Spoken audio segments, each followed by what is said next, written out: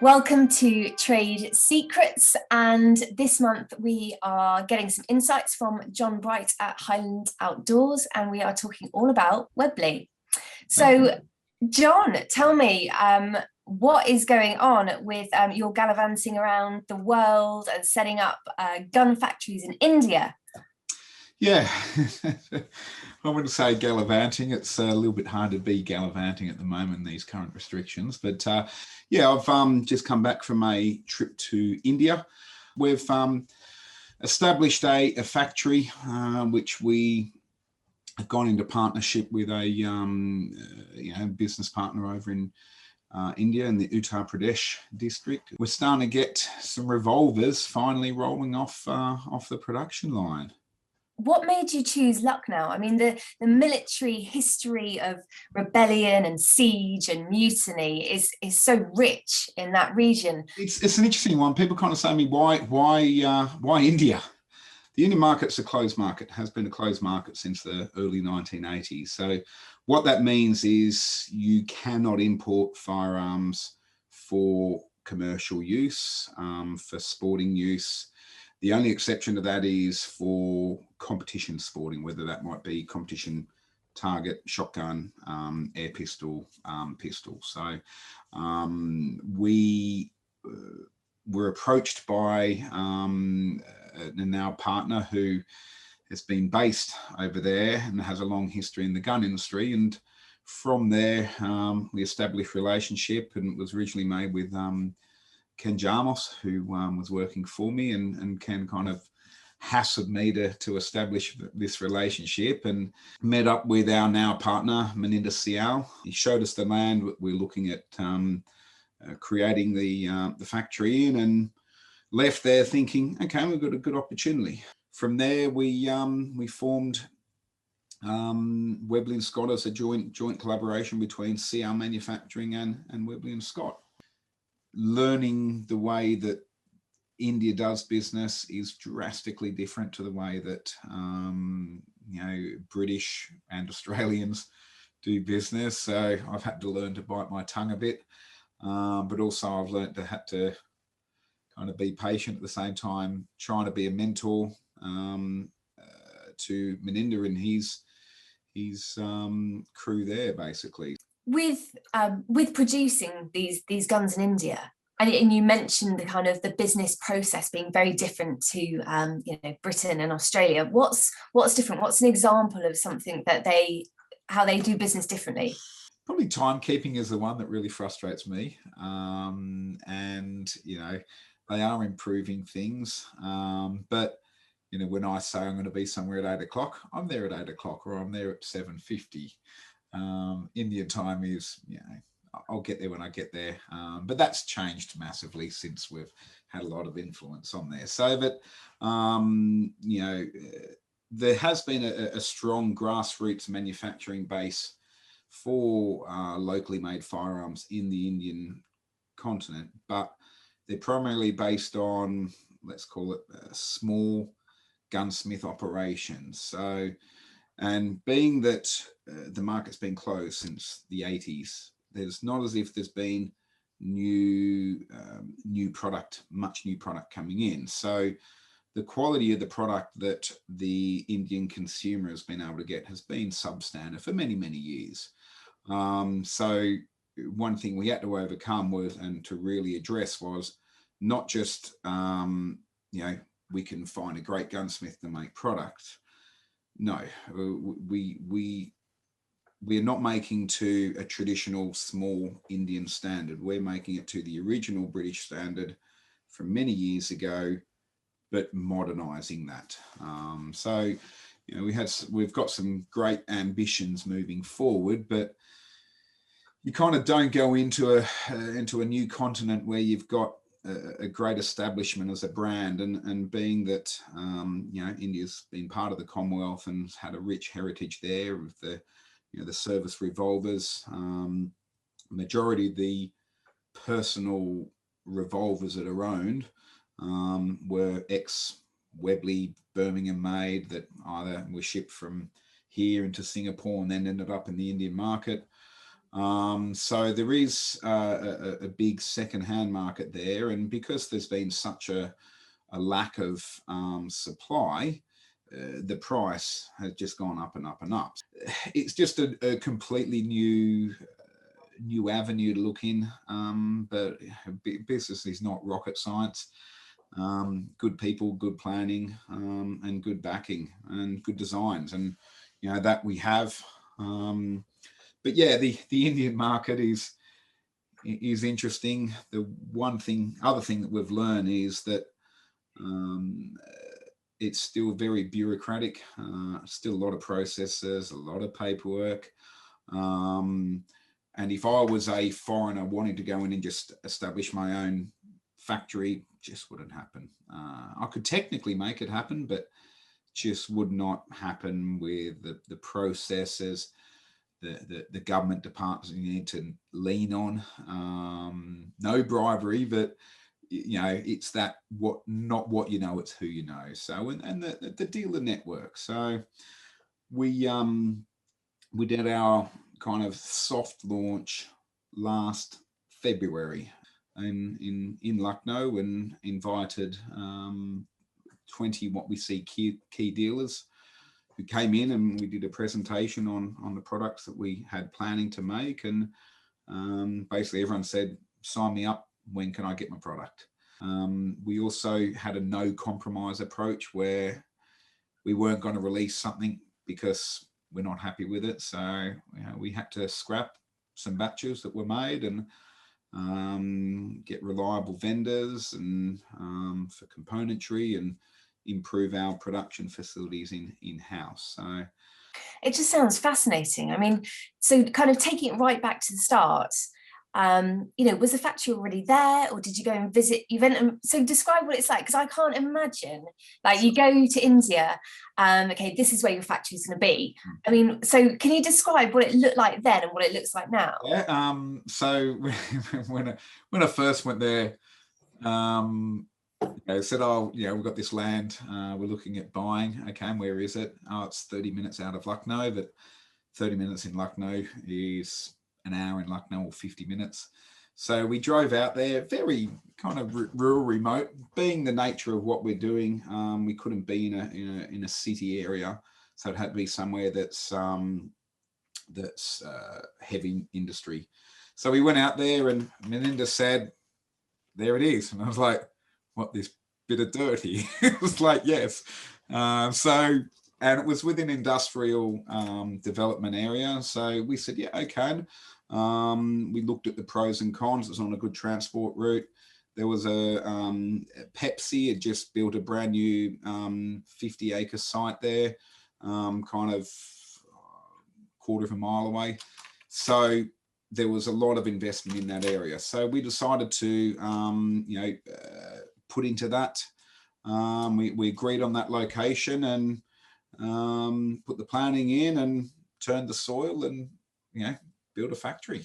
I mean, how do you go about, I mean, even recruiting people to, from not the shop floor, but from the production line up to, the top echelons of your in-country team? How have you found that? Well, basically, so from my end, I'm not running the operation there. So Meninda and his family have had a long history in the Indian firearms trade. So,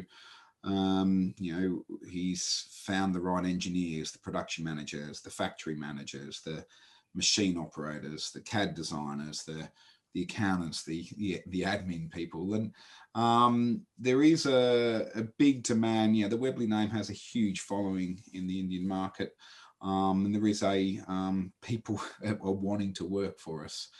We had a newspaper article, numerous newspaper articles, that every time I go there, I get featured in the Hindustan Times or the Times of India, which is refreshing. It's very nice. A couple of interesting things that I found out: the actual average age of the population is, I think, mid-20s in India. So there's a huge pool of talent there, that, university educated, very much qualified. And The one thing I'll say about working with the Indians, they are passionate about what they do. That there's this international perception that made in India is inferior or poor.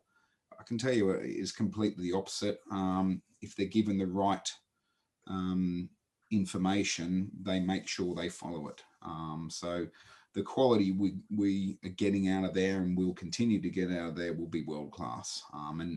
And needless to say, give me 2 years' time, we'll be making some of the 2 or 3 years' time, we'll be making some of the best weapons in the world.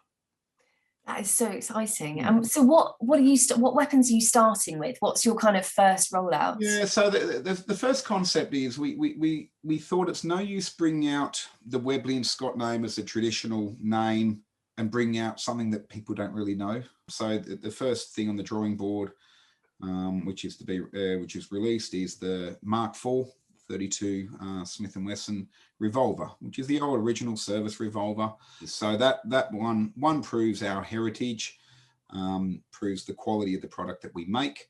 And yeah, from there, we've got new designs for a polymer framed handgun, which will be in a 320 auto.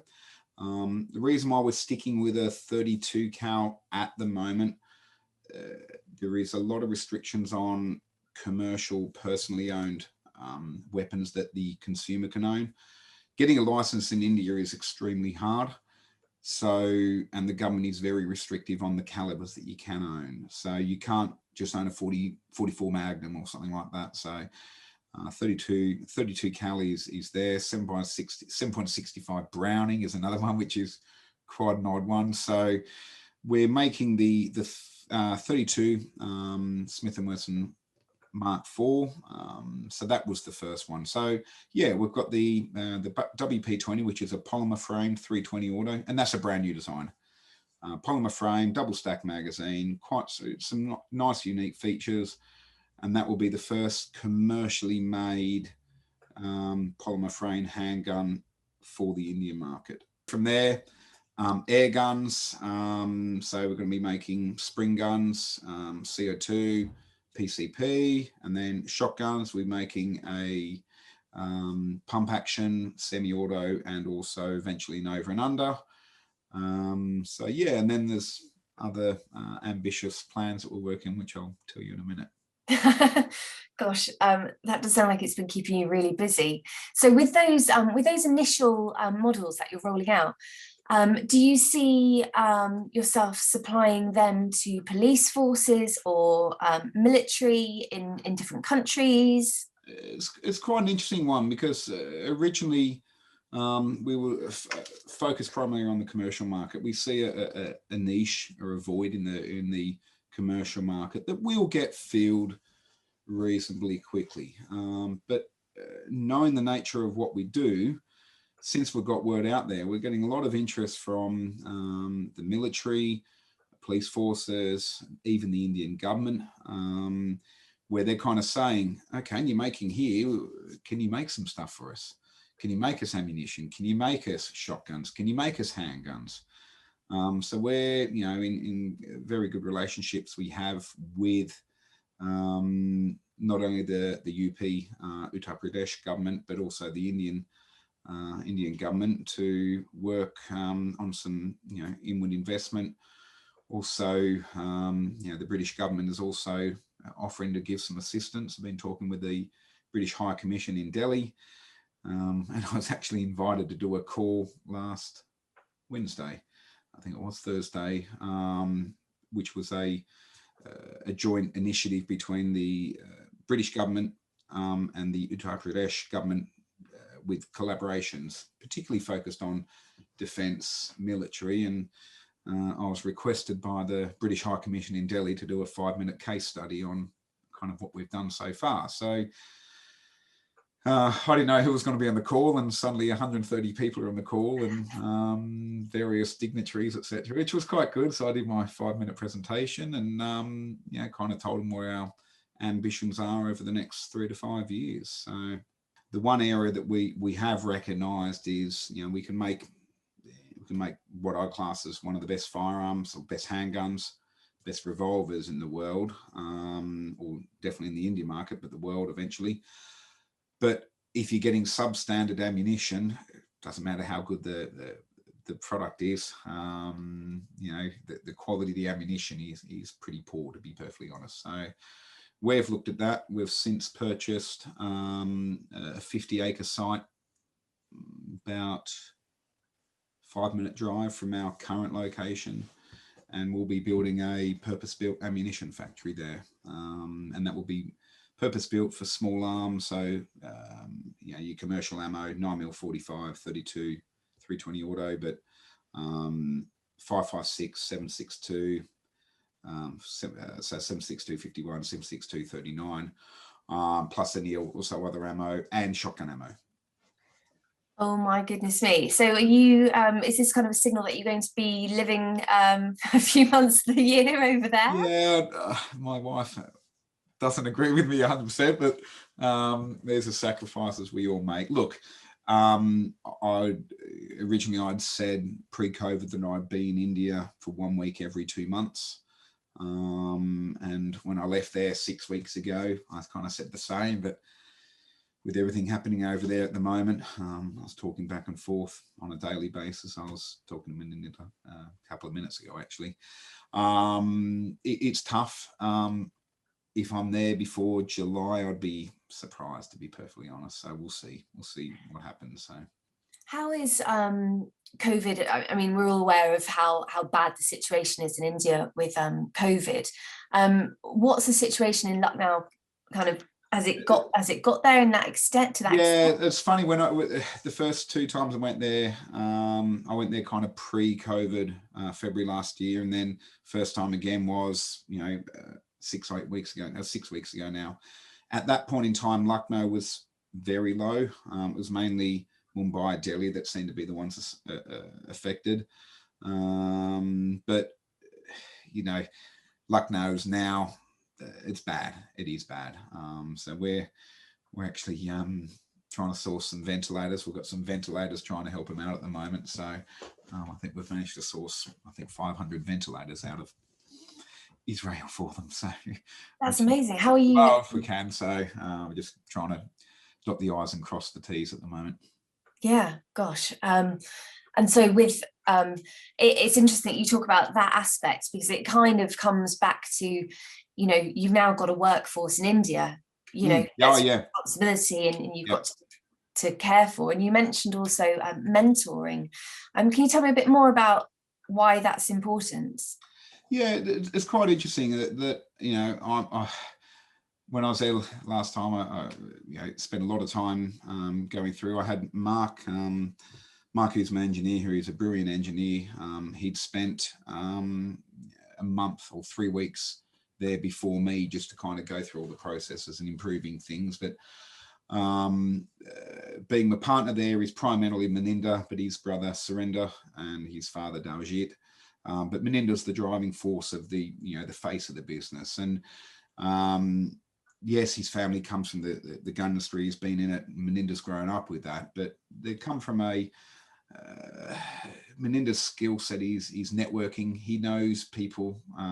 He's always been the one where traditionally any of the good quality traditional British made shotguns, double rifles, whether it's Rigby's, whether it's Boss, Holland and Holland, we're in the Indian domestic market. We're coming back to the English market, and Meredyth and his family were very good at sourcing that and knowing the people to talk to get those things. So that market is a very specialized market. To do that is a lot different to running a business where you're employing 40, 30 or 40, 50, 60 people.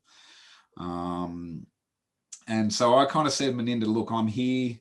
I'm your partner, but I'm here to mentor, to question you, but also to help you and support you. So it doesn't all fall on him, but it also doesn't all fall on me. So getting the right people in, and it's very important. This, I said to Meredyth, is that you should not be working on inside the business doing all this stuff. You should be focusing on where we're going to the next level. And for us to go there, we need to have good people below. So we need to have a good general manager, a good production manager, a good financial controller, who are controlling all these things, and then it flows down from there. So that's the one thing that Meredith's definitely kind of taken on board with, and he said, fantastic, that's why he rings me up most days and we have a catch up, and he sends me through progress reports, and just having clear, definite plans in place. I sat down there, Mark and I sat there in the factory, and we said, okay, when are these going to be made? He said, next month. I said, no, how? So we went through and we stripped everything back, and we said, how many of these, how many of these, how many of these, how many of these? And we then actually had some clear plans there, and they have a production meeting every week, and they have all these things that go into place. And they're following it through, and he's saying, I can now see what you're saying, John. This is where we need to get to. And I said, we're not going to be able to get here just by talking about it. We need to prove ourselves. So that's pretty cool. And when you go over there, so like you'd wine and dine a client or a business partner here, what do you do over there to It depends. So last time, flew in. I arrived after flying into, I think I flew into Mumbai and then up to Lucknow. Got in at 10 o'clock in the morning, and so Melinda picked me up at the airport. We'll go back to the hotel and you can have a rest. I was like, no, let's just go to the factory. I'm here to work. I'm not here for sightseeing. I'm not here for lunches and that type of thing. Let's just work. So he said, you can rest. I said, I've rested on the plane. Let's get into it. So jumped in the car, went into the office, went through some stuff, went out to the factory, and that night got back to the hotel at 8 o'clock, and then from there, dinner and a couple of drinks, and then off to bed, and caught up with some stuff from the UK side of things. And next morning, what's our plan? He said, I'll pick up at 10 o'clock. I was like, no, we're here to work. 8 o'clock. Oh, it's too early. I was like, okay, well, so we kind of took our own initiative and started using our own taxis, or Ubers actually, in Lucknow. So kind of forced him to be ready at the same time. And even Meninda says, John, you're a workaholic. And I said, no, I just work hard and efficiently. There's a big difference. So, we got a chance to do a few things. When we were over there last time, it was during the Holi, which is the Holi festival. So we kind of get stuff thrown on us, all the colour things. So we had a nice party at Meninda's house and turned up there, and there's the press there taking photos of Mark and I. The next day I'm on the Hindustan, or the Times in India, or Hindustan Times, with the picture of Mark and I being photographed. So yeah, it was it's quite nice. So, but yeah, we work hard when we're there. When people go, yeah, it's great. You get to see all these places. Yeah, you do, but we're there for business. It's not a holiday. And then said, let's go to we'll take you to the Taj Mahal. I was like, we've got plenty of time in due course to do that. Let's just get what we need to get done. It sounds like the mentoring side of things, and what I guess all of the experience that you're bringing from the business over here to there, it must be kind of blowing his mind about. Yeah, look, in a certain way, and this the thing is that Meninda has got excellent enthusiasm, and he knows a hell of a lot. He knows a lot of people. The networking is there. I say to many people, if I want to go there, there's no way in the world I could achieve what we've done. Absolutely no chance in the world. So our success thus far has been down to Meninda, and that is so critical from any Indian, any businesses looking to invest in India. You need to have a good, reliable partner. I'm no expert in business. I'm no I'm not university qualified. I don't have a BA in whatever, but I've kind of been mentored by my previous bosses who are now my partners, and I take a lot of pride in that. So if I can pass that on to our team over there, that's fantastic. You're very humble about what you've achieved, where you're going, and I mean, just in terms of the export of these arms? I mean, how does that even, from the factory, like literally, so you've got this box of arms that have been produced.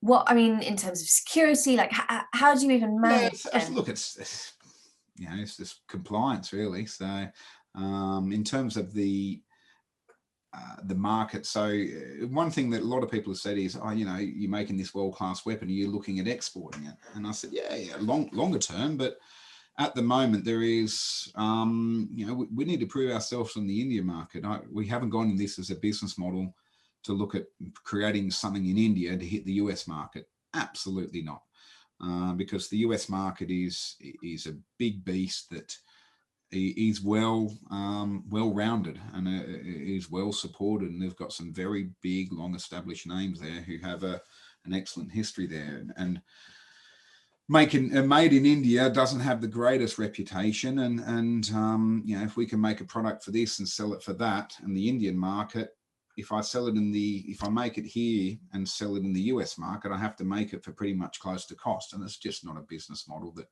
I'm even interested in. So, we've invested heavily into it, and so has the CR family, and we need to get a return on our investment so we can put it back into the business, so we can build this ammunition factory, so we can build this shotgun factory, so we can build this air gun factory. So I just got off the phone with our own proof facility should be completed in a week and a half or in the next week. So and that we've had government approval to actually proof the firearms in-house. So we've gone through the ISO compliance and employing the right people there that know those procedures. So